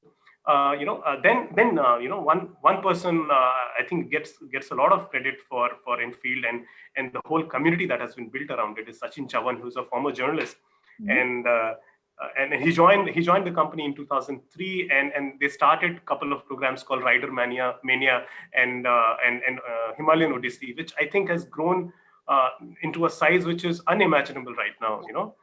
The whole cult that we talk about and the fan following that we talk about is because of what Sachin and team have been doing over a period of time. So I'm saying that, it was like all the stars aligning to ensure that, Enfield becomes a success. So, and there are many more people who are mentioned in the book at the same time, and it's not just Siddharth. Typically, I have come across people saying that Royal Enfield is, if you take Siddharth out of Royal Enfield, it's incomplete, or if you take Royal Enfield out of Siddharth, it's incomplete. But it's not that. There are so many people who have worked behind the brands. Forget about the people who have worked in the company. Talk about the people who have served the brand in the form of ustads and mechanics over a period of time. Like I have profiled this gentleman called Bullet Money from Kollam. Yes. And he's fixed 750,000 motorcycles in his lifetime, all Royal Enfields. And he's imparting his skills, his knowledge, his education into his daughters, and he's hoping that they would take his legacy forward. Now, such stories don't come out of any other brand, right? The question that you asked in the beginning, that why Royal Enfield? So these are the reasons why, Royal Enfield is what it is today. Yeah, and I mean, they, despite the fact that they've had trouble these last few years, there's no question about the value they've created. So what is it you say? Some stupendous figure, right? If you had put 55,000 rupees into their stock in 2001 and, God, where was I in 2001? Why didn't I do it? It would be 5 crores today, something like that. Some massive So that's a line that I stole from famous Ramdev Agarwal of Motilal Oswal. So he keeps saying that if you would have bought an Enfield in 2001 for 55,000 rupees, instead of buying an Enfield, if you would have bought Eicher shares, today they would have been at 5 crore or something like that. Now the point is, they got a few things very, very right, right in the beginning. Like Mohit talked about the trip campaign. I think they identified their storyboard and story playbook very, very early, and they stuck to it.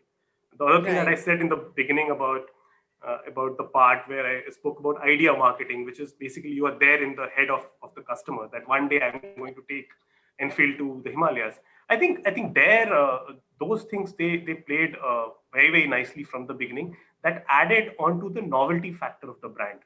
Okay, and because of that, the investors never complained that there is a 10-month waiting period.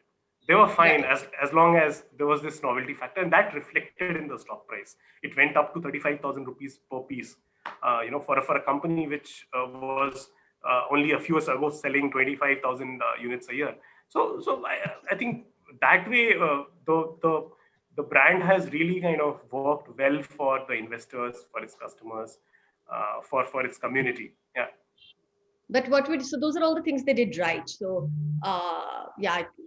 I can see we're nearly out of time, but what do you think if you look back at that journey that you've chronicled, what do you think that feels like they did wrong? I mean, not to pass judgment or anything, but from all the interviews you've had, what were the one or two things that they got wrong, perhaps? See, I wouldn't say they got things wrong, because every company goes through a journey and then you have your business objectives. But what I would like to see, and I think Mohit can throw more light on it, is how do you ensure that you don't become another mass brand? You preserve your exclusivity. Today, when I go out on the roads, I see every 10th or 11th motorcyclist riding an Enfield, and I think that is where the novelty factor from the brand is going away. Okay, and that is also reflecting on its business, on its stock price. The premium that was attached to its stock is now gone because of that. Your bikes are readily available off the shelf. There is you don't have a 8 to 10 month waiting period there. So how do you manage that? That's number one. Number two, I think again Mohit will be able to help there, is that when you are trying to go overseas, when you are trying to go global, what is your story? What is your identity? Who are you? Are you a brand that has come out of India and trying to take on the global giants? But right now, the sense or feeling that I get is they're somehow going the way their global counterparts have gone. So that is, I think, where the brand has to be very, very careful and tread a very cautious line. Yeah. Mohit, so this is the existential question, right? And this is, we'll sort of get to the Q&A after this. But here's I think this is something that everyone building a brand, either side of the table is always discussing. How is it possible even to build a brand that has large volumes and yet is exclusive and premium? Because I think that's the conundrum that is, say, facing even a brand like Royal Enfield. I strongly believe it is. In fact, I think that's mostly the only interesting thing to do in branding, which is to build mass premium, affordable but cool. Now the question is how. So I think for Enfield, and that's where Amrit's book actually leaves it, is it's halftime. We went from nobody to somebody, and now before becoming let's say everything. There's now a time where growth has overtaken the coolness because of the novelty value that Amrit was talking about. Now, if you look at Nike, Nikes were kind of small, cultish, cool, very widespread, faked, restabilized, and then burst into many different niches and adaptations. So once you create a platform, you can start not just customizing, but going to subcultures, etc., and connecting with them. Enfield has created that platform. The interesting thing is, even though there are Enfields everywhere, I ride past an Enfield right now, and if it's one of the new shiny ones with the twin exhaust, my head still turns. It doesn't matter that it's carrying an Enfield badge, and there's some very ordinary looking Enfields that's on the left. That brand has that stretchability. So I think it's poised, if it gets all its ducks in a row, to actually now get that game right. And that game, Nike, Apple, Nike, Target in the old days, Uniqlo, H&M collaborating with Karl Lagerfeld. It is the time for mass premium, affordable, cool brands. It is that movement now. The traditionals have gone; they're irrelevant. So it's Enfield's time, but it's halftime. So, other than Enfield, which brands in India would you say have that potential to be these? I know you've done Indigo, but who else has the potential to be these? Be this massive mass premium brand? They just need to get, like you said, their ducks in a row, perhaps. Question to me? Yeah. First to you, and then I'll go to I'll tell you one that's got its ducks in a row right here in motorcycling is I'm a KTM fanboy. I'm a Husqvarna owner. That bike costs less than an Enfield. But every time I'm at a traffic light, all the Enfield guys will look at it and go, damn, what's this? And I'm like, it's cheaper than yours. And they're like, no way. So somebody's playing the game right. Yeah. Okay. Amrit, on that note, what other brands would you like to, what's your next book going to be about, or which other Indian brands would you think, a book is waiting to be written about them? Thank you. I think it's a great question, Meeta, and we are fortunate to be living in times when the new age technology has actually thrown up so many beautiful brands, right? While you have some legacy old brands who are still trying to go global and have not made any headway, but when I look at say an Oyo or a Swiggy, I think those are the brands which will actually make it big in the years to come. I'm sure they have their share of issues, but I think they're on the right track. Of the older brands, that kind of it would be of interest to me to kind of look at their history and look at their potential for future. I strongly believe that Old Monk has a similar heritage that Royal Enfield has. It has that old British connection.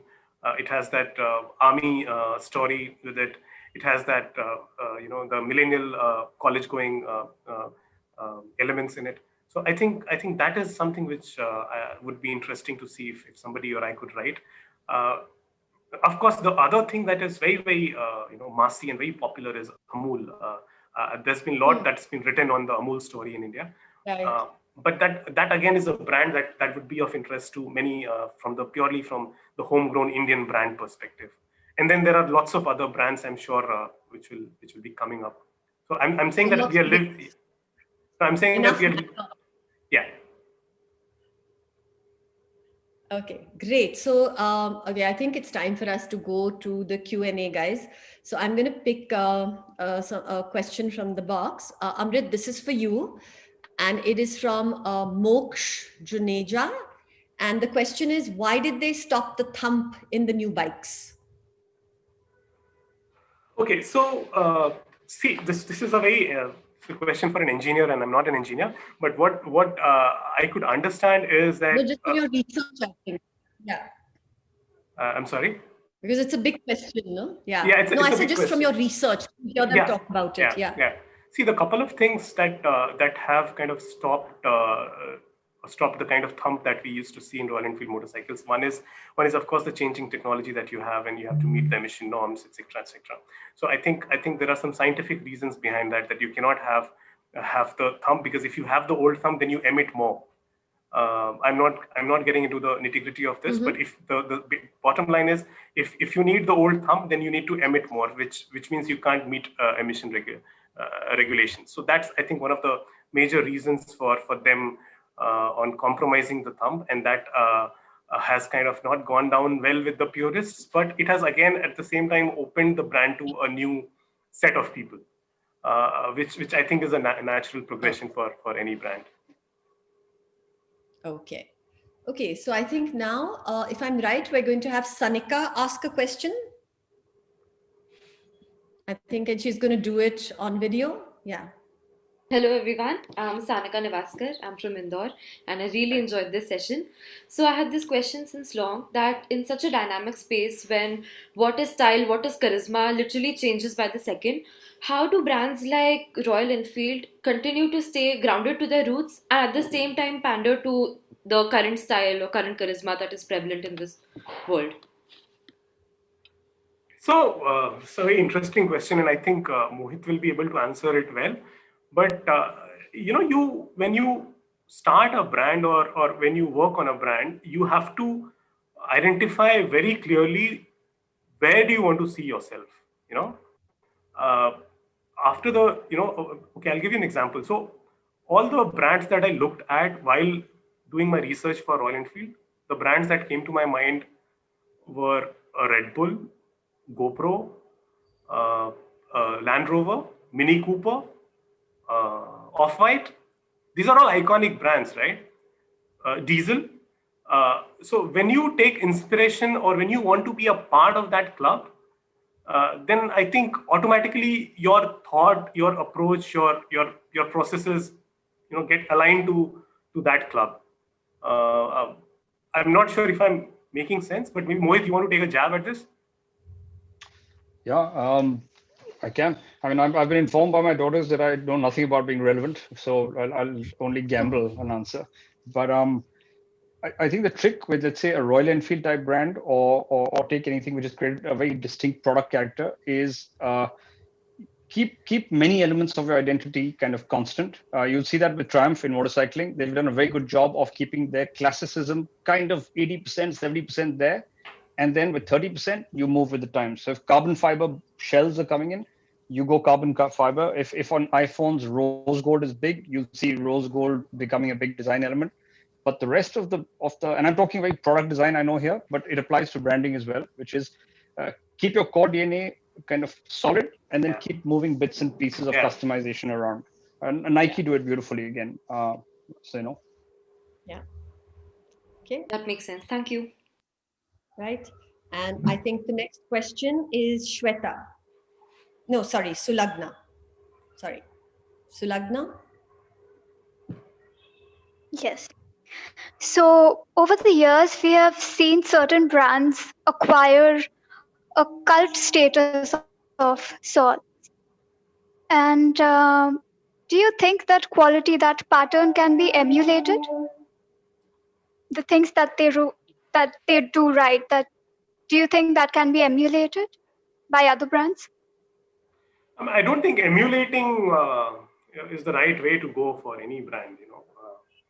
Every brand has its core and has its has a way. There are core tenets of every brand, and if you want to emulate their approach and their processes, I don't think that would work in anybody's case. If you're original, if you have things that you have kind of built from the scratch, that is always going to work for you. That's my point of view. Yeah. Mohit, do you want to add anything to that? Yeah. I think one good trick here is to remove the word cult and say, how does the brand become kind of, how does the brand stand for something? And now you talk about a lot of the best practice brands right now. Warby Parker, Patagonia, these are all very young brands, but you could say they've already become cults. And that's because they're not interested in becoming cults. They just say we stand for something. I mean, Patagonia, if you follow it, it's just an incredible mission. They're ready to die for it. When you do that, you are a cult, but without really caring about becoming a cult. You just want to do that one thing your culture tells you must do. So I think that it's rather the other way around. If you approach it that way around in whatever new brand you're planning to launch, you won't fail. You'll become what you want to become. Yeah, absolutely. Cult status is a byproduct of building a great brand.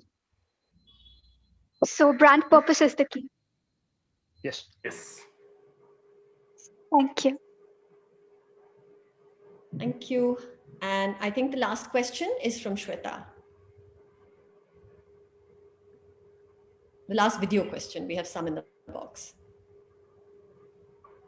Hi everyone, it's a pleasure to meet you all. So my question is to Amrit sir, and it's book authority have included your book Indian iconic called Royal Enfield to their list of best company culture books. So what in your opinion, or what do you like the most about the company culture of Royal Enfield, and what do you think will be the future trend in branding? Okay, I think I can take the first part of the question, which is about the culture of Royal Enfield. Future trend of branding, Mohit can answer that. I think Royal Enfield has over a period of time gone through a lot of changes. Like I said in the beginning, that there's this lifestyle brand that came up from nothing, and made a mark for itself, is now trying to seek a change to become a really premium global consumer brand. Now that's a big challenge for Siddharth and for the team there. So and they have gone through it. The beginnings have been made, and it has had some ripple effects as well. But I think that's the way you have to go if you really want to become a global premium brand. Being a lifestyle brand is great. I mean, you can take takeaways. You can have key takeaways from that and implement them as you try to become a consumer brand. But your outlook has to be really, really consumer centric. For example, I'll just give you an example. As long as Royal Enfield was a lifestyle brand, its quality issues were not as much a problem. It was okay that its engines leaked, or there were engine seizures, or it was okay that you were dragging a Royal Enfield to your nearest mechanic. But now that you're going global and you're trying to pursue that premium dream, you cannot afford to have those kind of defects. I mean, there should be absolutely no compromise on quality, because you're not a brand that was selling 25,000 units a year. You are now selling around 800,000 units a year. So I think that's where the culture of Royal Enfield will also have to change, and I guess it is changing already. And it will change further, because right now the team that is driving Royal Enfield is mostly Indian in outlook, although they have a lot of people in their technology center in the UK. But on the marketing front, on the brand front, they have a limited understanding of the market, and that is purely very Indian in nature. They perhaps would have to understand how a motorcycle would sell in Brazil, in California, in Thailand. I'm not sure if they have that expertise. So that's where the cultural change needs to happen. So that's if that answers your question. I think for the upcoming branding patterns, I would let Mohit answer. Sure. And upcoming branding patterns, just so I'm clear, you mean in the context of Royal Enfield, or what specifically do you mean? Sorry. Future trend. What will be the future trend in branding? In general. In general. Yeah. Oh, okay.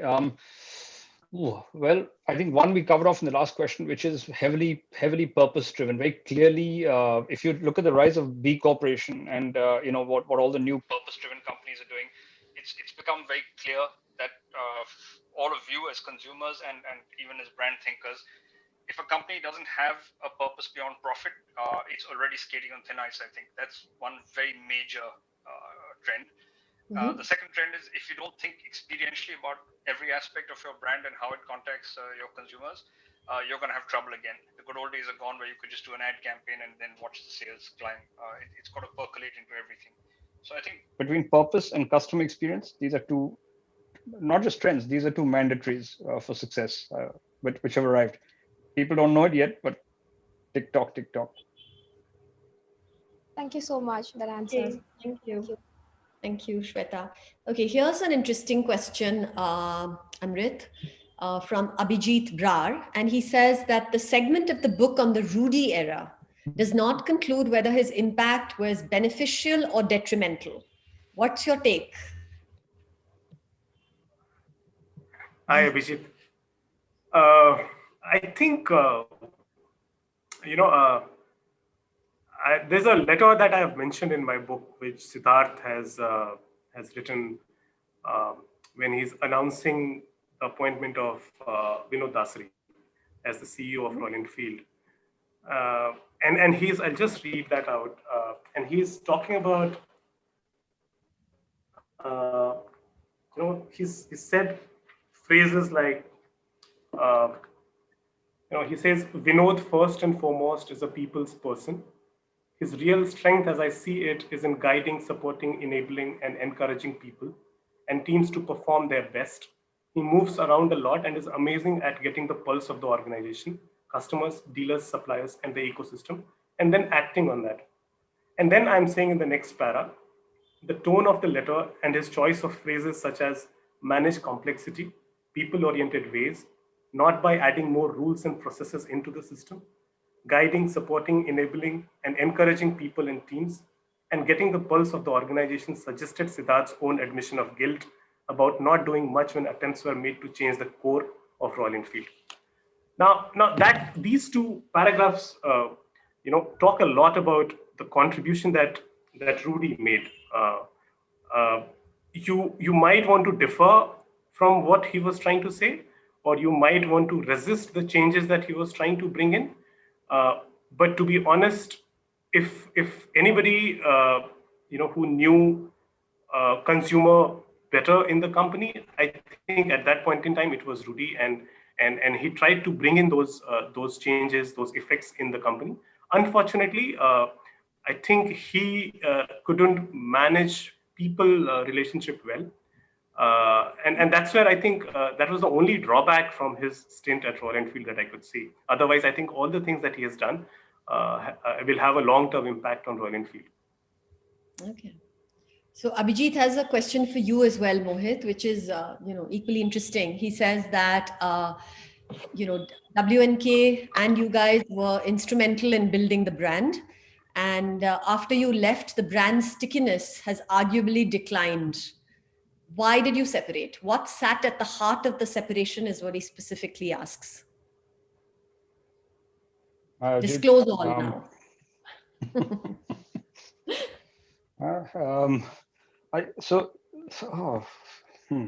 It wasn't really so much, I think, a separation as much as it was that Sunil and I were pushing off to start Motherland, and we were tired of being advertising agents. We wanted to be our own thing and do our own crackpot things, which we are currently doing, I'm happy to report, and they are at a high crackpot level. So it wasn't so much that, but it was us moving out of WK really, which was the key to it. Strategically, yes, there was, as the company was gearing up, Rudy was in place as well by then, processes were beginning to be built. I don't know if we also had continued. I'm not sure if strategically we'd have been fully aligned. That's the truth. So I don't know, but that's a question mark. That's kind of ... But mainly it was because we were pushing off to do our own thing. Right. Yeah. Okay. Amrit, Nitin has a very specific question to the writing of the book, and he says, are there incidents which are not in the public domain, which are in your book, and how easy or difficult was it to access that info, and how did you source it? So I think you have to read the book, to know that it's a lot of it is just primary research and interviews. It's not public domain information at all. So read the book, but go ahead. See, Royal Enfield is a big brand and such a dear brand to everybody. So everybody has a take on it. Everybody has stories to tell about the brand. I have tried to kind of capture the stories that matter, the stories that put the brand forward. And just purely for the fact that I've been a reporter who has tracked the company and the industry for 12 years gave me deep access inside a lot of companies, including Royal Enfield. So I think that really helped me in shaping the book properly and bringing to fore what we really want to read or what we really want to know about Royal Enfield. Yeah. Okay, so I think that answers the question. And there's just one question that I don't think is, but I just want to, I'm going to call it out anyway. I think the last question is, it's not really something that either of you can answer because it's a bigger question, but it's just interesting to call it out. And this is an anonymous attendee who says that Royal Enfield has made its mark in the Northeast, such as Nagaland, where I'm from. But I think what he's asking or she's asking is, how do you connect communities in Nagaland to the bigger Indian market? And while I don't know if either of you has an answer to that, but I just think it's a good question for all of us to think about. It's a great question. I'm not sure if you're aware, whoever is asking this question. I think Royal Enfield has huge community programs going on in the East and Northeast. The Northeastern community is very, very active in the overall scheme of things at Royal Enfield. Right. I've been to Bhutan and I saw the kind of craziness that people have in that part of the world about the brand. So maybe you can just look at the company website and they have a page on community activities. You'll find a lot of information there. Okay. Okay, that's very helpful. I'm glad I called out the question. Yeah. Okay, I think that is the end of the questions and the end of our time. So very well managed, Amrit and Mohit. I think, we're all set. Thank you. That was fun. Thank you, Meeta. Hand it back to you. Thanks, Meeta. Thanks, Meeta, and thanks, Mohit and Amrit, for that incredible conversation. I am so glad that this chat was helpful for all of us to understand the perspectives behind the brand and perspective behind the book as well.